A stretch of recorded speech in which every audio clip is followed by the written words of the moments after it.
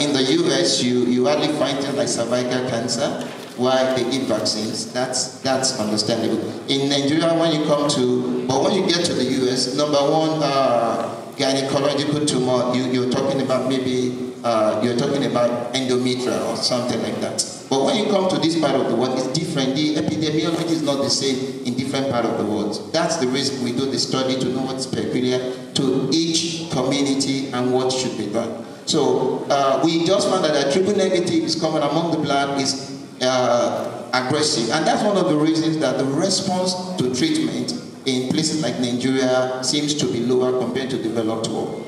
If you have hormone receptor positive breast cancer, that woman will probably respond better when you give hormonal treatment in addition to chemotherapy or without chemotherapy. But imagine giving that to triple negative, even with the chemotherapy that is found, or even with immunotherapy.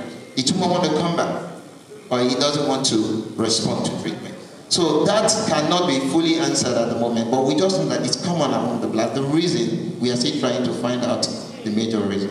There is a gene, but which gene? That is the question. We found out that people that have BRCA gene and they have triple negative breast cancer, when you add things like platinum-based chemotherapy or immunotherapy to their care, they respond better than just only chemotherapy. But how about the other people with that BRCA gene that have triple negative breast cancer? So a lot of things, and you see some patients with triple negative breast cancer, you give them simple chemotherapy, they respond very well. Some, even with tiny tumor at the early age, you give them the best shots, the tumor keeps growing. So there are many things that we are still trying to, to establish. You have got something like radiculopathy, whatever, you have seen the discs, protrusion, all those things, and then from that time, let me tell you the mechanism. And by that time, you start sitting in a position where you feel better, right? It starts sitting in a position where we call it antalgic position.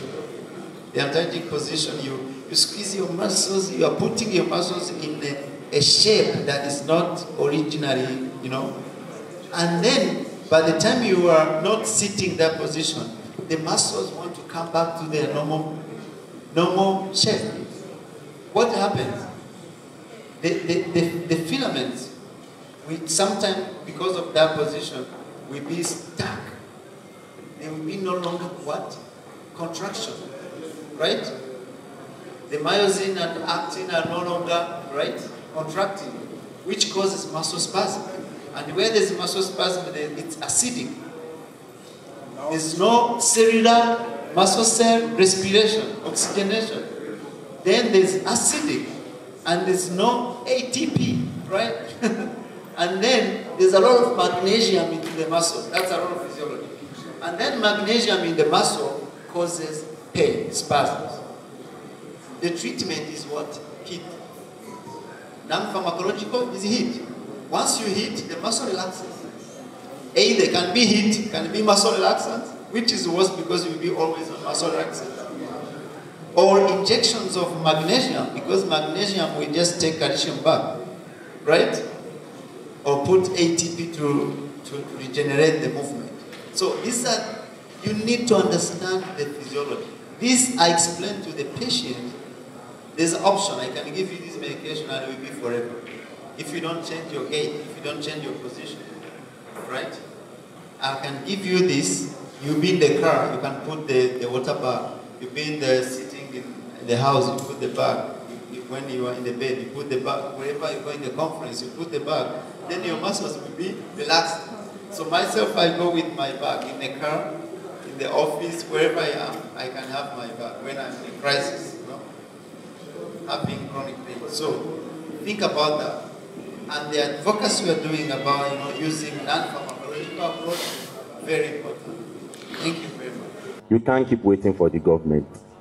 In 2018, enemy Juhesu had a fight. It led to a strike. People died. I am an individual. I was a medical student. And so what did I do? I convened the largest gathering of multidisciplinary medical students, and I hosted a conference. It was self-funded. I found the need, and my father paid for the need. And I saved someone, and I found that what was lacking was the knowledge of emergency care.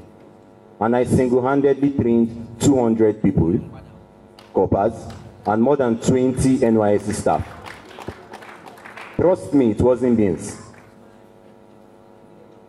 If you keep waiting for the government, you won't cook that beans before you eat it. Kokoro will enter inside. And we have to face our reality. This is where we are. We can only get to where they are step by step. But like she said, when does it get to Nigeria? If you tell somebody and I tell somebody, now 4 people have heard.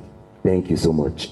Don't wait for management to sponsor you before you go for workshops. That's what we are, the problem we are even facing with our own local workshops in Nigeria. Please and please, once in a while you can save your money and go for such conferences. What you will learn is your own. It's not for anybody. And it will help you a lot in life in the pursuance of your career. All these ones are part of it. Then when we talk in the theater, obsolete equipment and managers will want to keep quiet. You know why? Because they don't want management to put them in their blacklist. Please and please, if you don't speak out, you won't get the right thing done. If you manage, just as yesterday they were saying, I'm quite sure there are a lot of hospitals here that are still doing that. When you talk of sterilization, we use the wrap of surgical gloves to wrap our guns. Am I taking lies? Please, oh, you have had, oh, wallahi, if you go home and you know that it's wrong. So if you go to continue, God will open your book and be writing your own bad things inside, because you know it's not the right thing. So please go back to that management. Let them know that is not right. Let us stop all those wrong things we are doing in the theater. Believe you me, yesterday after hearing Mr. Jesse's lecture, I said I will never be allowed to open in Nigeria again. If I'm sick and I need to be operated upon, I will save money and go abroad. Because I know what we are doing that is wrong. So it's you and I that will try to do the right thing. Face that management. They are not God. They will not kill you. So that the right thing will be done. You have obsolete things in the theater. Show them it's not working. Cancel cases. You are allowed. Till the right thing is done. Believe you me, when you do it 1, 2, the right thing will be done. So that we can get to where those people are. It should be internationally recognized that even if you travel out of your domain, you can use that knowledge gained even from Nigeria and have it and use it anywhere else in the world. In terms of emergency plan, I know directors of nursing schools, medical schools, surgical technology schools are here. And as we mentioned here on the first day, there are over 28 specialties represented in TORG. Lots of them are connected online. Sessions are being recorded and people are taking notices of these things.